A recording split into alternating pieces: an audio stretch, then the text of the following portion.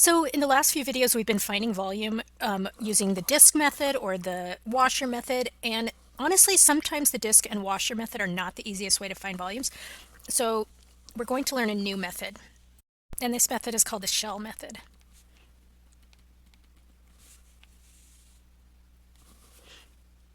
Because sometimes disks and washers are not the easiest way to find volume, we'll look at some examples of when they're not so easy. We have this new method, and this is the last method we're going to learn about finding volume.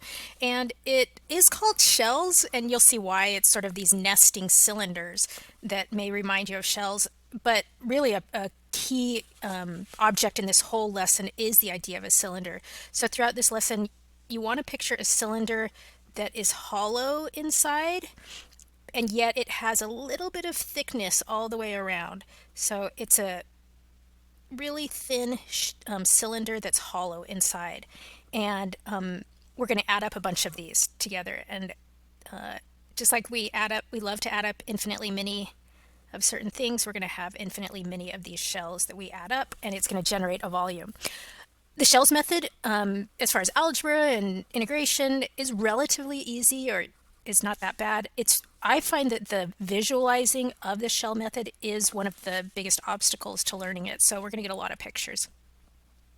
So I want to start by looking at an example of something that we need to find the volume for that might be difficult with the disk or washer method. And say that we had a curve that looked like this, and then we were just going to go from x equals like 2 to x equals 5, and we're going to revolve it around the y-axis. So we'll get another kind of mirror image over here, but it is a solid that's being revolved around, so you're getting a lot of, of the object, solid object being revolved around. And if we're going to do, like, say we wanted to try, well, discs won't work, we would need like washers because we have a gaping hole in the middle. And so washers, you're going to have these washers like this, but then as you travel down, you get to this point, and all of a sudden you need sort of a different formula. So you would have to have two integrals to use the washer method, a certain type of integral up here that's counting your washers, and then a separate one down here, because this curve is different than this curve right here. So washers would take a few different steps, but the shells method, so let's say washers, but would need two integrals. So we're going to try shells. And here the idea is, let's just copy this picture again. And we're going to think of, instead of like discs or washers, like discs and washers are like maybe a bunch of CDs stacked on top of each other. But I've heard the analogy that shells is more like a roll of paper towels, and you're taking, a larger and larger radius for different shells. And so a typical shell might look like this. We could have, some thickness here, and then we're taking this cylinder and over here. And then we're also counting a cylinder right here. It's going to kind of look like this.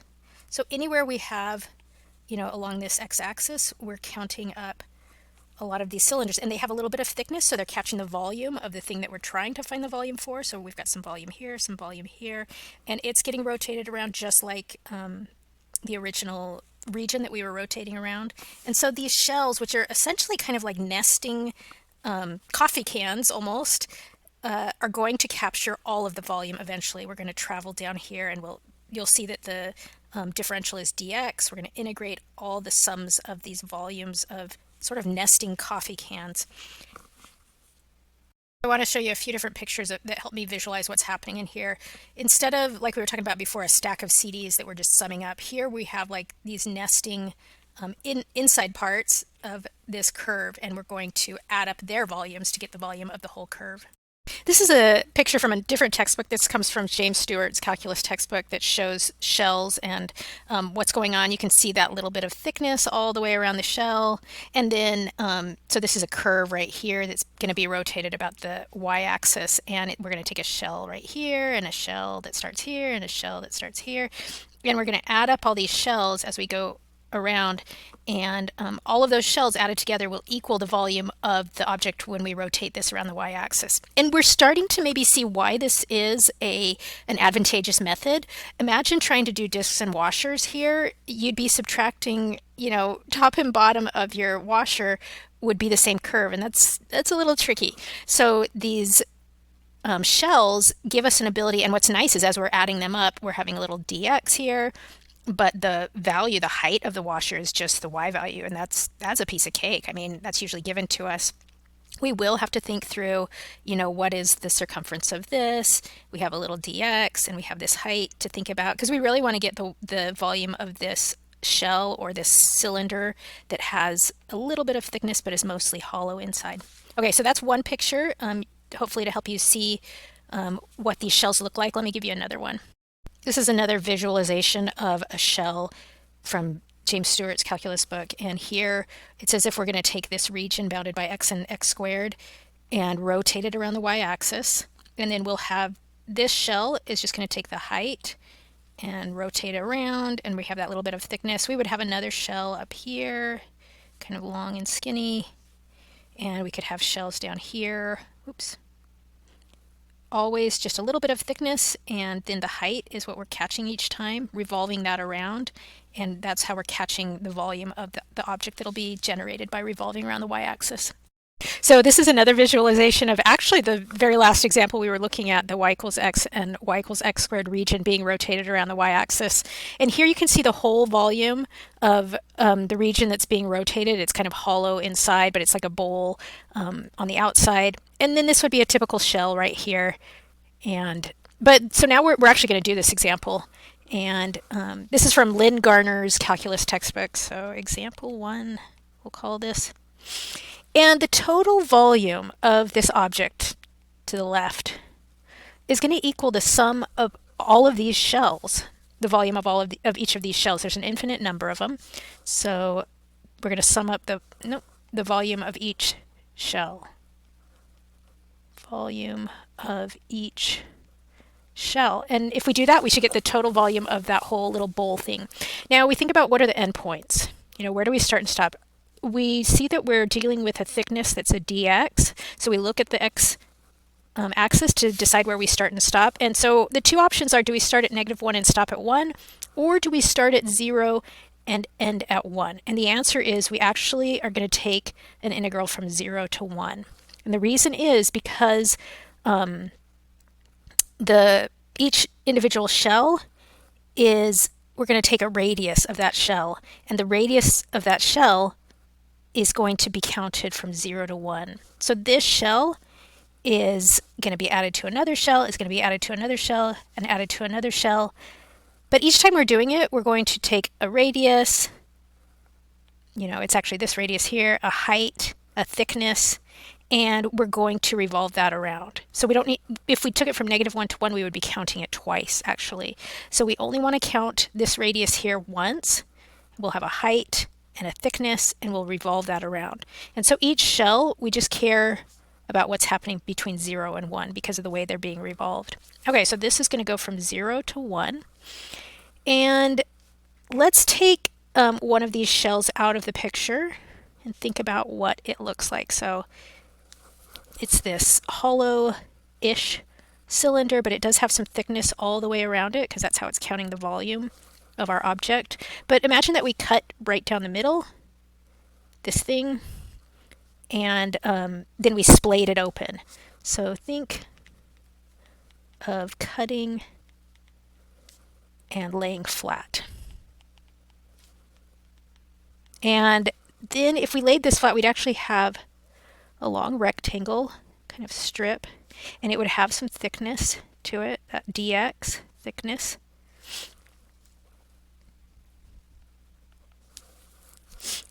And it's going to have some height, and we'll talk about that.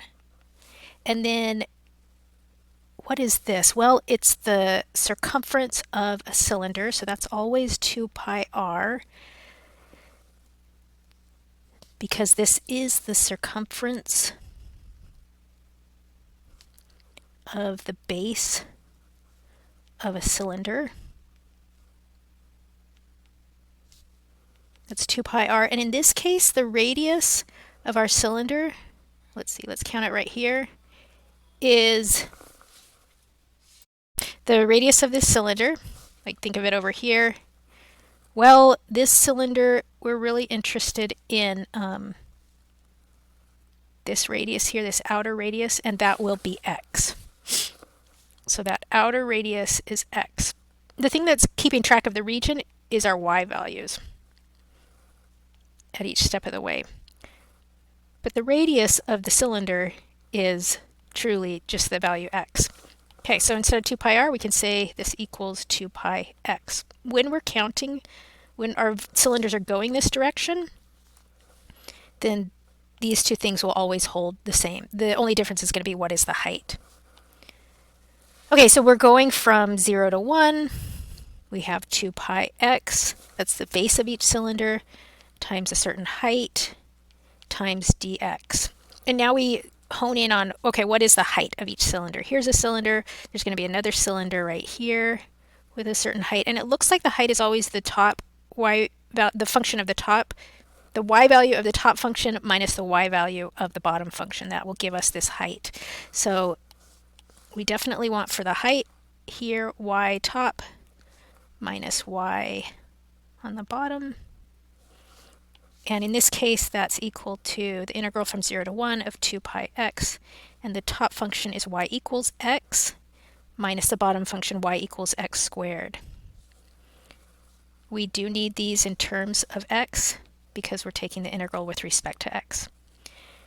And so we have all of the pieces we need. This is the integral that represents the volume of this object.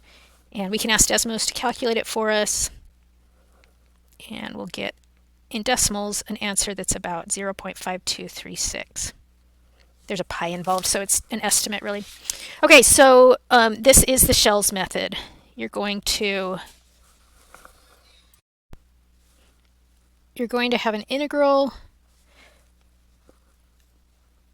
2 pi times the radius of your cylinder, your shell, times, you need to find out what the height of your cylinder is, and d something. We're going to go from A to B, remembering that we're just really counting the radius as we go from A to B. We don't want to double count there. So this is the Shell's method. And if we're rotating around about the y-axis, then the thickness is always this little dx. So if we're rotating around the y-axis, use dx, and then just make sure that all of your variables are in terms of x here. Okay, I want to give you just one more visualization for this Shell's method. Say that you had a curve like this, and you're going to rotate it around the y-axis, and it's going to generate a solid. And as it generates that solid, and we want to find the volume, one way to do that is to think of all these shells inside the curve. And we could take like this height here and rotate it around the curve with it, and that would generate this shell of a certain thickness that would start counting a little bit of the volume of the solid that's being generated. And what we do is we just take an infinite number of those. So we keep adding. Here's 3 of them, but you would just have an infinite number of really thin little, really these are rectangles at this point, but as you rotate it around, it becomes this cylinder with a certain thickness. And then we add them all up. So this is what we're counting up when we do the Shell method. So our next example, we're going to find the volume of the solid obtained by rotating the region bounded by y equals 1 over x, x equals 1, x equals 2, and y equals 0 about the y-axis. This would be a really good one for you to try. We're rotating still around the y-axis. It's really similar to the last example. Of course, you would want to start by graphing the region and getting an idea of what it looks like. But from there, you're going to really follow the pattern of the last example. So give this one a try.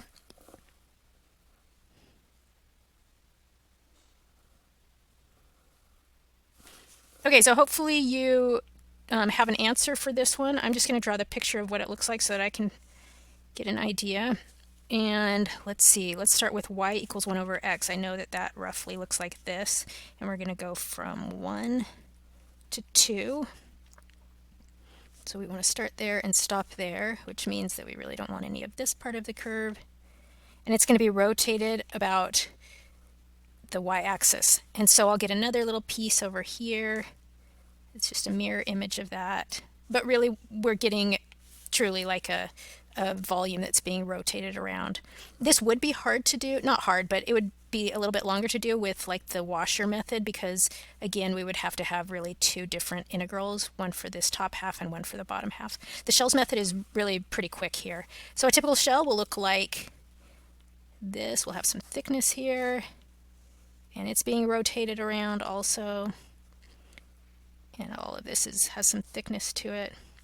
And we're just going to count up an infinite number of those shells as we go down the curve. And we're really just going to count from 1 to 2. That's what the radius of our shells start at and stop at.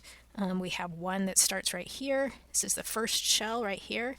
And then the second shell grows. The height goes down a little bit, and the width, not the width, but we move along on the x-axis. The last shell would be something like this. So that's why we're starting at 1 and ending at 2. And so we've got from 1 to 2, we know we want 2 pi x. That x value is the radius of the base of the cylinder. And so thinking about if we cut one of those cylinders down the middle and splayed it out, we would have 2 pi x. And the height would be our function f of x, which is this guy right here, 1 over x. So we've got 2 pi x times the height. From 1 to 2, the height is always 1 over x and dx. So just convince yourself that you're feeling good about where each of these pieces comes from. These cylindrical shells are three-dimensional objects-ish because this thickness is actually tending towards 0, but this is the circumference of the shell. This is the height of the shell, the thickness of that shell. And so this will give us the volume of each individual shell. We're going to add up an infinite number of them from 1 to 2. And we can let Desmos do this. It would be a really easy integral to do, but Desmos, I'm pretty sure it's 2 pi, which is 6.283. And that will be the volume of the object that they asked us about, this region being rotated about the y-axis. Next example is another good one for you to try on your own before you see me do the solution. Find the volume of the region bounded by y equals x squared plus 1 and y equals negative x plus 1 and x equals 1 rotated around the y-axis. So we're still rotating around the y-axis. That's kind of nice. So go ahead and try this one. You know, you're going to see what the graph looks like and then figure out what integral exactly you want.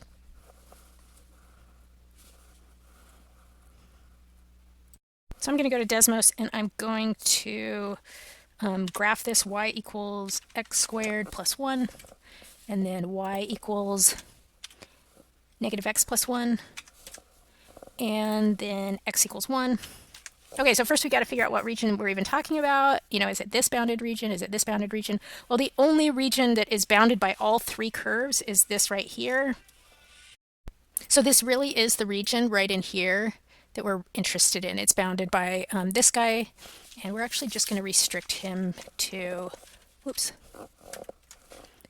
0 to 1, and then we'll restrict him also from 0 to 1 so that we can get a picture. Okay, so this is the region that we're going to revolve around the y-axis.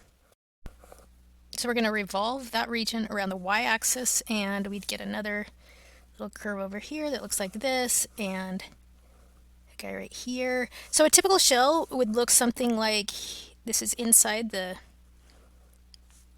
object, and we have this little shell. It's got its thickness going on. And then we're just going to add up a million of them, or an infinite number of these shells all the way. So we think about where the shells start. Well, the very first shell, depending on if you start here or start here, we could start in the middle, and it would be a teeny tiny shell right there. And then we're growing our shells, and then growing our shells until our last shell would be this one right here. That would count a little bit of the volume of this object. And so we can say that the integral is going from 0 to 1. And definitely counting that thickness along the x-axis. So before we even keep going, disks, if we tried to find the volume of this with disks would be a lot of work, because you'd have to split it up into integrals, and not only that, but if you're going to do our old method, I guess it'd be washers really technically. If we're going to do our old method of washers, let's see. Yeah, you would have a washer that looked like this. And here the thickness would be dy, and so you have to get everything in terms of y, where you really want, this large radius is a certain x value minus a smaller x value. You'd have to solve these for x, and then take two integrals, because right here everything changes as you're working down your stack of CDs. Okay, so that's the disk or washer method, and that would be a lot of work. But with our shell method, we're really going to just do this pretty lickety split fast, because all we have to think of is our radius is going from 0 to 1, and if we splay out the rectangle, it's 2 pi x, and then the height each time is just this height right here. Sorry, that wasn't a very good picture. This height right here is just the red y value minus the blue y value. And so the height would be, let's see, the red y value is x squared plus 1 minus the negative x plus 1. And those are all the pieces we need for our integral. So we have our 2 pi x, and then we have x squared plus 1 minus negative x plus 1. And I'm going to let Desmos do this. And the volume that we're going to get is about, I think it's 7/6 pi. So I should say that it is exactly 7/6 pi, or a decimal approximation would be 3.665. So this is the volume of the object that they asked about. Okay, our last example, we're going to find the volume of the solid obtained by rotating about the x-axis. This is new stuff, new territory. We've always been rotating around the y-axis for these shells, but now we're going to rotate around the x-axis and show that it can be done. The region under the curve y equals square root of x, so we start getting that in our mind, from x equals 0 to x equals 1. So this is not a very complicated region, actually.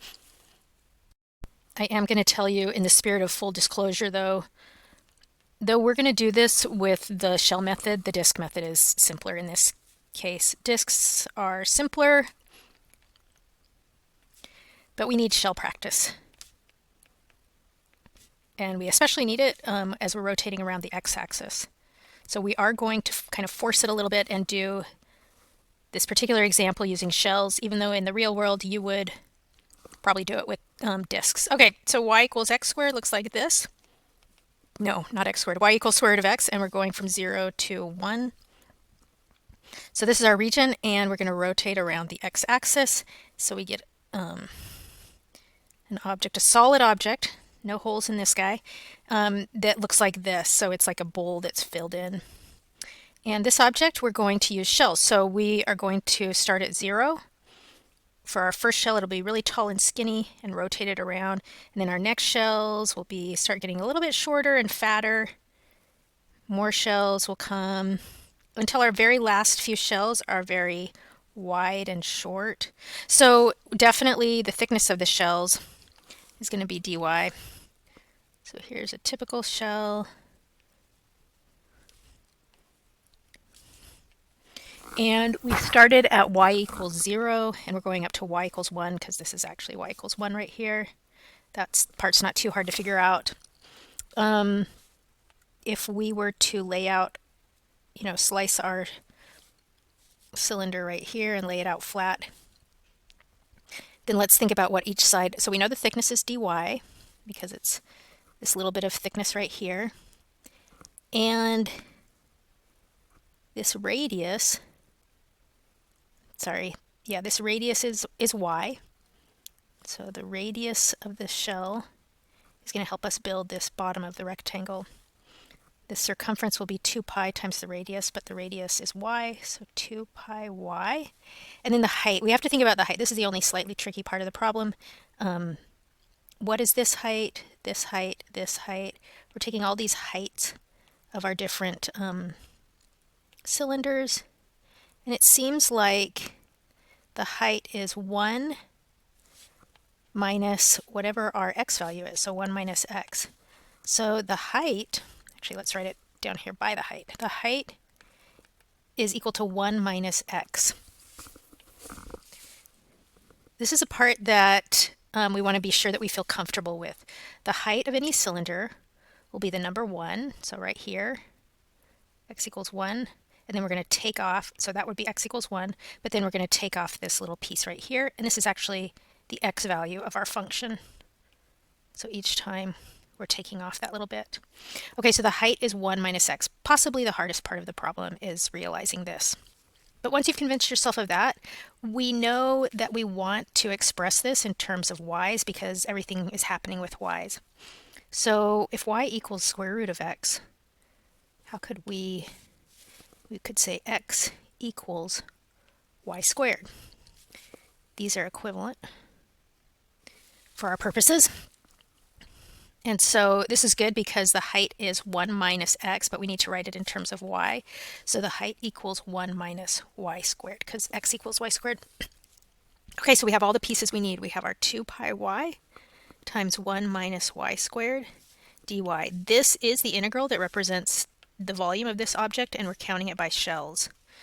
The length of each shell, the height of each shell, and the thickness of each shell. And if we ask Desmos to do this, the decimal approximation is 1.5708. I think it's pi halves. And that's our answer. I've seen 4 examples of calculating volumes with shells. The first 3 examples were all rotated about the y-axis, and that was really relatively easy because your height is usually just either the difference of some y values or just straight the y value. And then our last example, we actually rotated around the x-axis. That was just slightly, we had to think through some things, and but we were able to do it. And it's once you put all the pieces together, it's just a simple integral to count all the volume of those shells to get the volume of the larger object.